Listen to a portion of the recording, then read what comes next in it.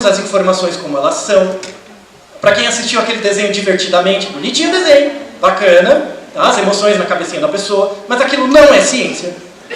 A memória não são bolinhas, não fica guardado em um negócio, tá? Não é assim. As suas memórias não são guardadas, tá? E isso é legal, é bacana, é melhor do que inventar a história esdrúxula, é aproximar, é uma metáfora, é útil. Quando você tem 6 anos, tá? As memórias não são armazenadas, não são recuperadas, não são distribuídas, não são... Não, tá? Não. Não tem uma memória, a gente não tem memória RAM, memória ROM, não tem isso, não tem CPU, não, tá? Não. Outra coisa, a própria estrutura binária de dados, nós não operamos em bits e bytes. Nós não temos uma estrutura binária de dados. Mas quer dizer que a gente tem uma estrutura contínua? Não, a gente tem uma estrutura discreta. Isso é importante. Dados discretos são dados que não é 0 e 1. 0 e 1 é dado binário. Dado discreto é dado que é 1, 2, 3, 4. Tem mais níveis. Tá? De novo, eu vou usar o conhecimento que você aprendeu no colégio. Não é nada universitário isso que eu vou falar. É coisa que você aprendeu no colégio, só que você esqueceu. Por quê? Porque as pessoas estudam para passar no vestibular, não para saber. Esse é o problema. Tá? É por isso que tem até um programa de TV nos Estados Unidos que chama Você sabe mais do que uma criança de 8 anos? Porque a criança está estudando essas coisas para a prova, você não. Tá? Porque você passou no vestibular, você esqueceu. Você teve uma genesia, uma negligência das informações. Tá? O seu neurônio, ele é como se fosse um capacitor. Eu sei que você estudou isso, lei de Ohm, U igual a R vezes I. Você estudou isso. Ah, eu sou de humanas, azar o seu. Tá? Você está limitando o seu conhecimento, sua capacidade de entendimento do mundo por conta dessa distinção imbecil entre exatas, humanas e biológicas. Para de usar isso como desculpa. Eu sou de humanas, não entendo matemática. Ao menos você falar, eu sou de gênios, por isso sou tímido. Isso é uma desculpa. Aceite que você é tímido, então, cacete. E viva com isso, então. Tá? Eu não gosto de matemática, sou honesto. Gostei. Eu sou preguiçoso, gostei. Agora fala assim, humanas? Ah, mas se catar. Você não vai meter um louco pra cima de mim, não. Tá? O neurônio, ele é uma estrutura biológica que tem uma bainha, que é a bainha de mielina, tá? São nomes que você ouviu no colégio uma vez, tá? Que é o que dá Alzheimer, porque vai falhando. Então, basicamente, é um capacitor. Tá? Ele vai guardando elétrons. E onde que entram os elétrons? São as bombas de sódio e potássio. Entra sódio, sai potássio. Entra potássio, sai sódio. Esse balanço do sódio e potássio gera uma diferença de potencial, DDP. Você ouviu isso, caiu no seu vestibular, tá? Que é DDP. Depois é pro Guga, tá? Caiu lá, o DDP. Esse DDP, ele gera uma diferença de potencial. Quando ela passa de um certo limite, você tem um potencial de ação. O que os computeiros que tentam fazer redes neurais não sabem? Eles acham, porque eles estudaram isso no colégio só, que a sinapse é só 0 e 1. Então, passou do threshold, né? Dá o potencial de ação ou não. Tá? Mas não é verdade. A informação passa em diferentes graus. Ela pode não passar com a mesma força, mas ela passa. Ou seja, a diferença de potencial dentro do neurônio, ela tem níveis diferentes. Então, é como se o sinal fosse muito grande ou muito pequeno. Mas ele sempre está sendo transmitido. Desde que passe sódio e potássio. Que não é 0 e 1. Então, para quem estudou um pouco de computação, sabe que é uma placa de metal com buraquinhos. Os buraquinhos estão ficando cada vez menores, mas são buraquinhos. Nesse buraquinho, as paredes do buraquinho é um capacitor. Então, se o potencial de ação é pequeno... O potencial de ação não, desculpa. Se a carga elétrica ela é baixa, os elétrons não passam ali. Né? Então eles não entram dentro desse buraquinho, o elétron, logo aquela informação é 0. Quando a diferença de potencial é grande, o capacitor aceita que a bolinha entre, é 1. Entende que, em teoria, o neurônio e a unidade de processamento são parecidas, mas na prática não. Na prática um é mais contínuo do que o outro. Ah, mas tem a computação quântica. Verdade. Quando tiver a computação quântica eu apresento de novo. Tá? Porque isso não quer dizer que o computador quântico é igual, tá? Mas aproxima mais. Aproxima mais. Aí não é 0 e 1, é a probabilidade de ser 0, a unidade de processamento. Que é parecido com o neurônio, é a quantidade de sódio e potássio que transmite a informação. Vocês estão me acompanhando? Está fazendo sentido? Tá? Isso é uma estrutura, é a estrutura de um cérebro mesmo. Tá? O cérebro não é aquilo que você viu no livro de biologia, ele é assim. Tá? Isso aqui são genes relacionados. Então, por exemplo, os bits e bytes geram informações que tem um compilador, e esse compilador gera uma imagem, o que quer que seja, uma informação. Tá? Nós temos genes, esses genes são codificados em redes. Tá? As pessoas acham que o neurônio, o cérebro, é um cérebro elétrico, mas na verdade ele é eletroquímico. Você tem transmissão de informação química, transmissão de informação elétrica. Vou dar mais uma coisa. Vocês estudaram sinapse, né? Lembra no colégio, lá tem a fenda sináptica, que um encosta com o outro, aí joga umas bolinhas. Lembra que joga o neurotransmissor na fenda sináptica, passa para o outro lado? Lembra dessas coisas? Um ano atrás, menos de um ano, acho que faz 8 meses atrás, um gaiato escreveu um artigo descobrindo uma parada. E não era hipótese não, ele tirou uma foto. Tem uma foto, você vendo a parada. Ele viu, né, que a informação não é transmitida só por sinapses do neurônio. Chama ARC. Procure. M-ARC. A-R-C. M-A-R-C. Tá? O gaiato descobriu, lembra que tem o axônio e o núcleo do neurônio? Né? Tem o axônio e o núcleo. O núcleo do neurônio, ele pega pedaços de RNA, tá? Esses pedaços de RNA formam uma bolinha e sai pelo próprio neurônio, não sai pela sinapse. Ou seja, o neurônio consegue se comunicar com outros neurônios que não são fisicamente ligados a ele. Aí todo mundo que estuda teoria de memória, fodeu. Vou ter que reescrever tudo. Não é verdade? Ou seja, tem uma enormidade de coisas que a gente não conhece do cérebro. Logo você falar que isso é um computador, é extremamente humilhante para todos os pesquisadores que estudam neuroanatomia, neurofisiologia. Tá? Não é. Por causa material, não é. Estruturalmente é diferente. Tá? Próxima causa, causa formal. A materialidade é diferente. Tá? Silício não é parecido com hidrocarbonetos que geram o cérebro. Temos as questões das causas formais, que é a estrutura. Então você tem, por exemplo, redes de aprendizagem. Essa é a mais clássica, né? A rede neural por backpropagation. Tá? Não sei para quem conhece muito formulação estatística de aprendizagem de máquina. Basicamente você tem uma entrada, layers de entrada, que você coloca informações. Essas informações vão sendo analisadas por padrões e tem um output. No momento que tem essa saída, ao mesmo tempo tem uma função matemática que rege essa saída de dados. Basicamente o computador pergunta para você, eu acertei ou errei? E se eu acertei, o quanto eu acertei? Quão perto do acerto, quão perto do erro? Por isso chama backpropagation. Essa função de ajuste volta no input e aí o sistema começa a aprender. Tá? Esses são os primeiros sistemas. Os sistemas de redes neurais, aliás, rede neural é um nome horrível, porque essas unidades de processamento não são neurônios. São outras coisas. Tá? As redes neurais deram origem às aprendizagens não supervisionadas de máquina, que popularmente a gente chama de deep learning. Tá? O Watson é um exemplo. Então, o Watson não precisa do feedback.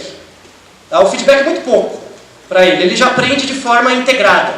Tá? Esses processos por conta da mudança dos modelos estatísticos. Tá? A grande revolução aqui é carga computacional. Você tem computadores melhores, mas você tem os estatísticos que fizeram modelos. Shannon, 1959, com a teoria da informação.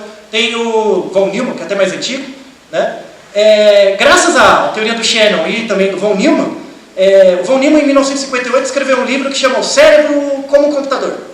Ele realmente acreditava que o computador era um cérebro, porque ele era um matemático, não um biólogo. Então ele não tinha conhecimento das outras causas. Em 1958, essa ideia pegou na psicologia. Von Neumann pegou essa ideia e tornou popular na psicologia. Nos anos 50, uma teoria na psicologia dos Estados Unidos que era muito famosa era o behaviorismo. Skinner. Tá? O behaviorismo não se preocupava com a ideia de mente, ele se preocupava com a observação do comportamento em si. Então não importa o que tem na sua cabeça, o que importa é o comportamento. Tá? Como uma reação a isso, pessoas que queriam estudar a mente, né, porque os behavioristas não queriam, pegaram essa ideia do von Neumann, nossa, a gente é um computador, e começou a criar metáforas computacionais para explicar comportamento. Tem-se origem a psicologia cognitiva. Tá? A psicologia cognitiva dos anos 60 era eminentemente computacional. Tá? E a psicologia cognitiva dos anos 60 deu origem, porque eles começaram a se associar com os economistas, às teorias de decisão. Um cara, em 1962, ganhou o prêmio Nobel, Robert Simon, mostrando o modelo de Satisfaction, que eu vou falar daqui a pouco. Né? E esse Simon orientou um cara que orientou o Daniel Kahneman, que vocês devem conhecer, ganhou o prêmio Nobel em 2002, com aquela ideia do rápido e devagar. Já ouviram, né? Tá? Não. Que o livro é horrível. Não leio Rápido e Devagar. É um livro totalmente anticientífico. É quase uma autoajuda do que ele mesmo escreveu. Ele mesmo não gosta do livro. Ele culpa o editor. Aqui não deixa claro, né? Ele não vai não querer vender o livro, mas ele não leia esse livro. Tá? Por outro lado, o behaviorismo também cresceu. Então as teorias de decisão avançaram para um lado, os behavioristas reagiram com isso com as teorias de escolha, que eram independentes, até os anos 90. Nos anos 90 começou a integração das teorias de decisão e escolha. Ano passado, quem ganhou o Prêmio Nobel de Economia? Um cara chamado Robert Thaler. Vai estudar, ler o título da teoria dele, que é uma teoria de finanças, né? Chama Escolha Econômica. Ele foi o primeiro cara na economia que estuda escolha e não decisão. Tá? Qual é a implicação disso? Uma pergunta para vocês. Eu quero tentar entender o comportamento de vocês sem conhecer vocês muito bem. Tá? Então, o que seria melhor para descrever o comportamento de vocês? Fazer uma entrevista sobre aquilo que eu quero saber de vocês, e fazer uma análise de discurso, uma análise semiótica, em técnicas, ground theory e tal. Ou eu pegar o seu cartão de crédito e ver o extrato do seu cartão de crédito, de consumo de coisas. O que você acha que eu vou ter mais informação de vocês? Do seu histórico de uso do cartão de crédito ou do seu relato verbal? Cartão de crédito. Então, se eu quiser saber o que você acha de alguma coisa, eu uso o seu relato verbal. Se eu quiser saber o que você faz, eu uso o cartão de crédito. Essa é a diferença entre decidir e escolher. Tá? Computadores não fazem isso. Eminentemente. O computador só escolhe. Porque o computador não tem uma reflexão sobre isso. Não tem ciência ainda. Tá? Talvez nem precise de ciência para isso. Nós não fazemos backpropagation. Tem uma piada. Cérebros não fazem backpropagation. Você não tem uma função de ajuste. Você tem aprendizagem. Tá? Por isso, machine learning é um nome ruim também. Porque a gente aprende com a experiência. Os computadores aprendem com os dados. Você não aprende com dados. Quer um exemplo? Pega uma moeda. Uma moeda. Eu jogo essa moeda para cima. Qual a probabilidade de sair cara? Qual é, gente? 50%. Como você sabe? Eu falei que a moeda é viciada ou não? Ou seja, você pega assim... E como você sabe que uma moeda é 50%? Você aprendeu na escola isso. Você já pegou uma moeda e jogou 6.000 vezes? Já? Não. Você nunca fez isso. Tá? Você pode fazer uma simulação computacional para ver que existe uma distribuição que é a de Bernoulli que explica o jogar de uma moeda. Na verdade é o binomial. Explica melhor. Tá? Se você parar para pensar, muitas grandes decisões que você toma na sua vida hoje são baseadas num espaço amostral de não mais do que 5 experiências. Não mais que 5. Tá? E tem gente escrevendo biografia, falando da vida, esse cara foi um exemplo. Ele não sabe o que ele fez. Ele não faz a menor ideia do que ele fez.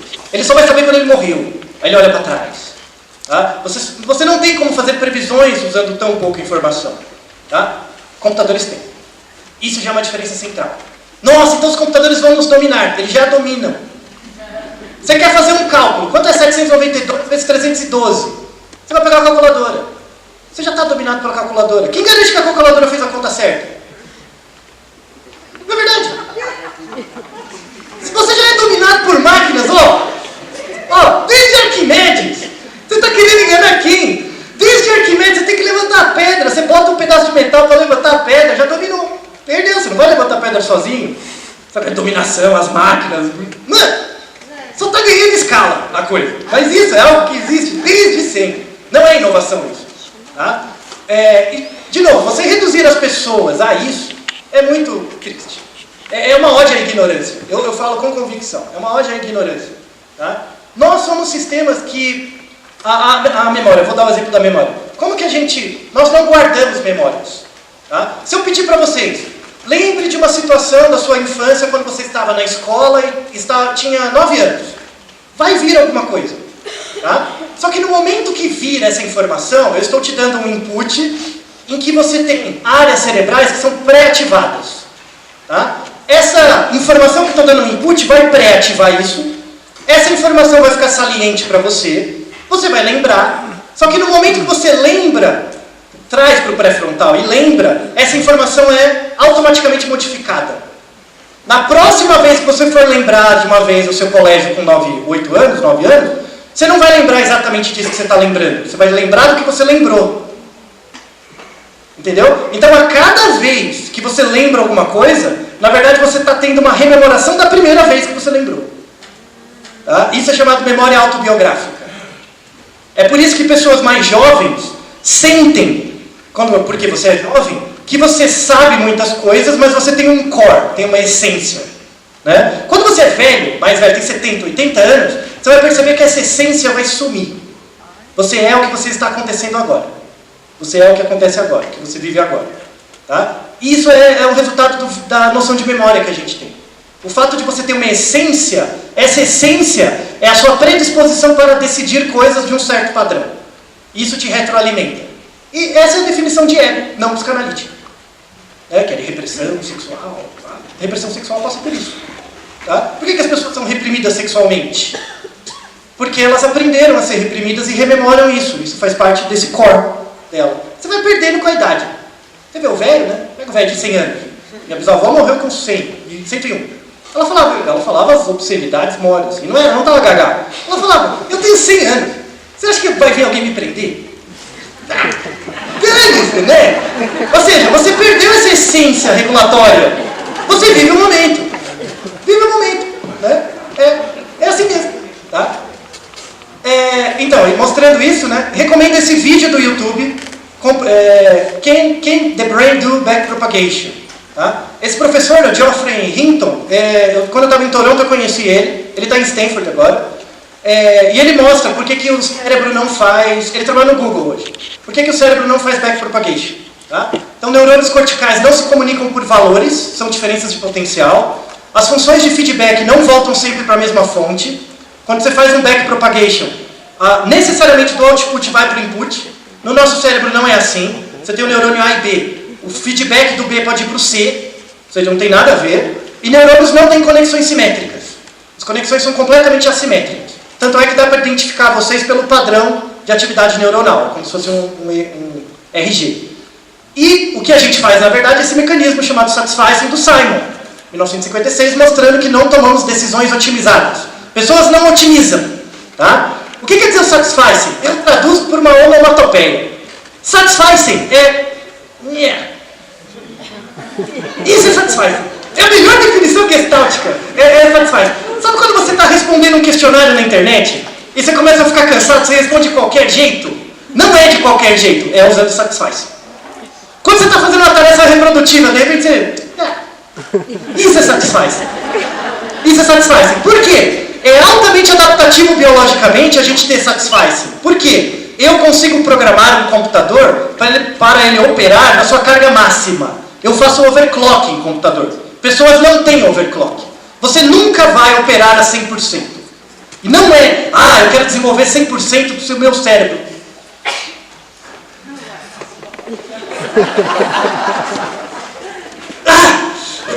Quem viu me ver, eu fico puto. Eu fico desgraçado, cara. Não existe isso. Eu tenho que desenvolver meu máximo potencial. Nossa, se catar. Desgraça. Satanás. Você nunca vai fazer. Por quê? Por que é adaptativo? Biologicamente, você ter satisficing. Você não operar no seu máximo te dá uma sobra, caso aconteça algo.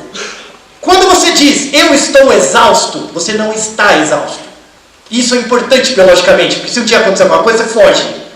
Entendeu? Os caras que correm Ironman, se fode, correndo Ironman e tal, eles tentam trabalhar com a noção do satisficing, ele vai jogar no limite. Aí chega uma hora que morre, né? Morre, tem lá uma rabdomiólise, igual os bonitão lá que ficam fazendo crossfit, né? Fica lá, vai estar rabdomiólise, vai fuder o rim e morre, né? É isso, é basicamente isso, né? É Mahamudra, né? Então é isso aí, né? É um pegar contra o satisficing. Fica bonito, gostoso, mas morre.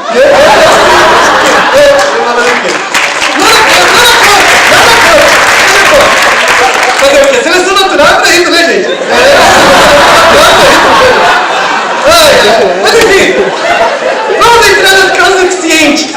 Causa eficiente é o comportamento em si, que é o impacto da matéria e da forma no comportamento. Quando a gente tem um computador, você tem pode ser um SSD, qualquer coisa, tá? Mas tem uma HD que guarda a informação. Nós não guardamos informações. Tem um trabalho muito legal, que é de adaptação, né, da memória, que é o seguinte. Pode fazer esse teste com alguém, mas você vê que o teste é bem intuitivo. Pega uma lousa qualquer pega uma pessoa, pede para a pessoa ir ali e fala, ó, desenha de memória uma moeda de R$1. Vocês já viram uma moeda de R$1. Desenho de memória, vai ficar aquela garatuja, aquele desenho de criança, feio, né, que são as bolas, né? Mas você consegue desenhar mais ou menos. Se você mostrar para outra pessoa, você fala, o que é? Sei que seu talento seja uma coisa muito temerária, mas normalmente a pessoa fala, uma moeda, pelo menos, né? Aí eu te dou uma moeda, falo, copia, igual, tá? Claramente vai ter uma diferença na qualidade do desenho, certo? O desenho trazido de memória em relação ao desenho copiado vai ficar melhor, certo? Computadores não fazem isso. Já pensou se eu digitasse Mona Lisa e saísse uma garatuja, um desenho horrível da Mona Lisa, todo bugado? Mas por que eu comprei essa merda? Eu quero ver a Mona Lisa, né, velho? Não é verdade? Não. Por quê? Porque a informação é guardada fidedignamente ali. A gente não tem espaço na cabeça para guardar tudo. Você tem espaço para guardar em gramas. Guarde essa palavra. Vai começar a ficar pop. Já estou fazendo uma premonição. Daqui a pouco vai aparecer um doido qualquer. O futuro são os engramas. Mentira. Já tem há 40 anos os caras estudando. Só que o cara não entende o que é o nome. Engramas, tá? Engram. E-N-G-R-A-M. Isso, alguma coisa assim, Engram Hacking. Vai ter o Engram Quântico, atenda, volte em regressão, Engram, sei lá, vocês são bons os slogans, né?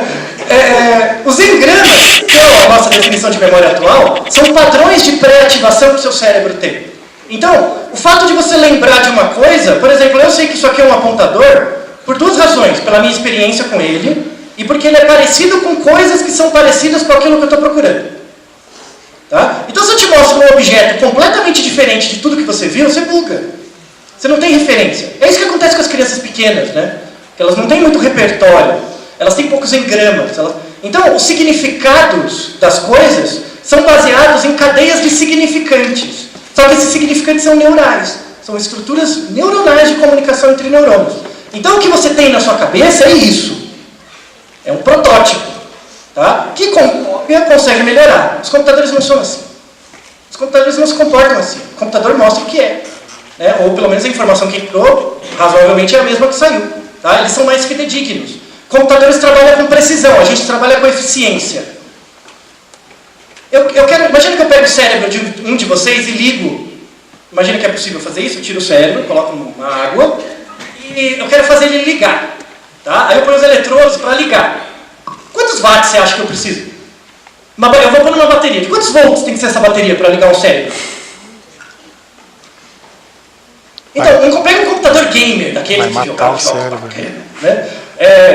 Uma fonte de uns 600, às vezes até 1000 watts. O computador foi bala. Né? Um cérebro funciona com a bateria de 12 volts. Tá? Nem o seu carrinho de controle remoto funciona com isso. Ou seja, a gente perde em precisão, mas ganha em eficiência. Nenhum computador vai chegar nem perto de ser tão eficiente quanto um cérebro do ponto de vista de produção. Tá? Mais uma razão pela qual a gente não é um computador. Tá? Nosso cérebro. E a causa final, que é o porquê. Por que existem computadores e cérebros? É a causa última. Por que existem computadores? O computador tem um motivo pré-definido para a existência. Você me decepcionou, isso eu entendi. Só não entendo porque está tão chateada comigo se quem criou as expectativas foi você. É você no computador, né, gente? Né? Poxa, merda, você escutou errado. Você que entendeu a regra dele. É você com seus filhos, por exemplo, né? Você chega lá e diz assim, Joãozinho tem 2 anos. Nem 2, 1,5. Acabou de andar. Chega o Joãozinho, se esconde. Ai, que idiotinha, né, gente? Né? Que bonitinho. Como ele é morrinho, né, gente? Como é você, desgraça? Você já foi assim, você não entende a lógica da criancinha, né? Não é pra você ter empatia. Empatia é um nome horrível. É alteridade. Alteridade é um nome muito melhor. Eu não tenho empatia pelos outros, eu tenho alteridade. Tá? Estudo de antropologia, que é isso, é o estudo da alteridade. Você tem que saber, por exemplo, que uma criança de 1 ano e meio não tem estruturas mínimas ainda para separar um do outro. Isso é uma construção. Tá? Quando você constrói uma calculadora, e essa calculadora se torna melhor que você, por que uma calculadora faz contas mais rápido que você? Porque você programou ela para isso. Ela tem um sentido a priori. Tá? E aí vem a pergunta para a gente. Nosso cérebro tem um sentido a priori? Um argumento religioso não vale. Tá? Vamos nos basear em evidências. Com base nas evidências, o que a gente tem a menor incerteza em afirmar é que não. Nosso cérebro foi moldado por seleção natural em função de regras ambientais que não têm um sentido a priori. É a ideia do relógio sem o relojoeiro. Tá? Essa frase do Dawkins, né? Nós somos máquinas de sobrevivência, veículos robóticos cegamente programados para preservar as moléculas egoístas que chamamos como genes. Essa é uma verdade que me enche com surpresa. Gene egoísta. Tá? Leia o livro Gene Egoísta. Foi o último grande livro de ciência do Richard Dawkins. Tudo que ele fez depois não foi muito bom, porque ele ficou ativista. Mas a parte científica dele, leia o Gene Egoísta. Você é computeiro? Leia o Gene Egoísta. Tá? Isso é obrigatório. Do mesmo jeito que você lê tutoriais de Java, você tem que ler, ou C, que é muito melhor, leia o Gene Egoísta. Tá? Nós não temos uma lógica natural, nós somos adaptados, nós somos o melhor de ponte, nós somos o que tem para hoje. Tá? Basicamente. Você não faz um computador baseado no que tem para hoje. Você não faz isso. Você cria um sentido a priori. E aí é interessante a ideia da causa final. Como nós surgimos num processo sem causa, nós somos uma causa sem causa, já dizia Kant, crítica da razão pura, nós somos uma causa sem causa, nós precisamos de causas para criar sentidos. Né? A religião é um sentido. Dá uma continência, cria essa primeira causa. Né? Tanto é que a definição de Kant para Deus é a causa sem causa.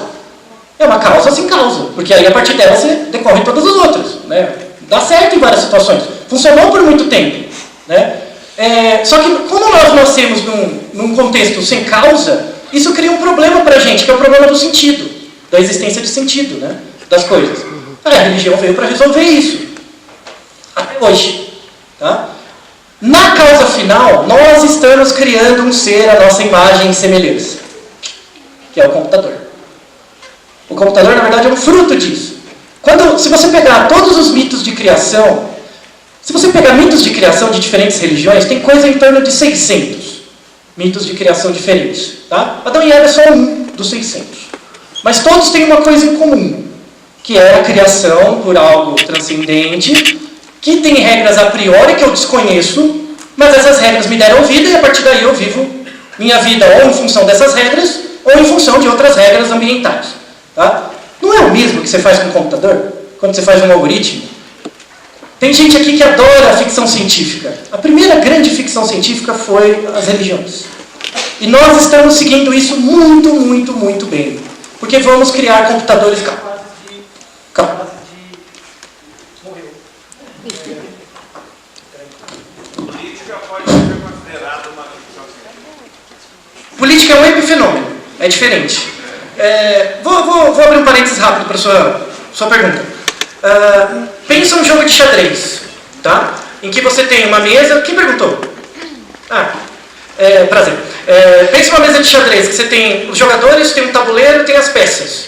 Imagina que você está vendo isso como uma foto. Tá? Inclusive é o que eu vou mostrar agora. Obrigado pela sua pergunta. Quando você vê isso não é um jogo. É uma foto, você está vendo as partes. Só os jogadores, só a mesa, só as peças. Como que você coloca isso em movimento? Quando você coloca regras. As regras do jogo é o que dão movimento. A política é isso, são as regras. Então, quando eu pego você, sua causa material, formal, eficiente, final, coloco numa coisa, isso não é você. É uma entidade. Mas aí eu coloco isso em movimento. Tá? Isso são coisas que computadores não têm. A política é isso, é um meio de colocar movimento nas coisas. Quando você coloca movimento, você cria algo que é mais do que a soma das partes. Que na psicologia é a teoria da Gestalt. Né? Basicamente é isso. Que hoje o pessoal do design estuda tudo errado, mas é isso. Tá? Aí a gente entra agora nas analogias do... A gente entra agora nas metáforas do cérebro. Tá? Por quê? Se eu estou mostrando que o cérebro não é um computador, espero ter reduzido a incerteza de vocês em afirmar que não é agora. Né? Então, o que a gente é? Né? O que o cérebro é? Tem metáforas. A metáfora é uma explicação insuficiente para uma coisa. Como é o marketing, basicamente. O marketing é a arte de fazer metáforas que ou aumentam ou diminuem, mas não serve para nada, assim, cientificamente. Tá? A primeira metáfora mais antiga da sociedade ocidental do cérebro é o homem de barro. Da Bíblia mesmo. Pega lá, o homem de barro, lá fez o barro, saiu o homem, tirou a costela, aquela história toda.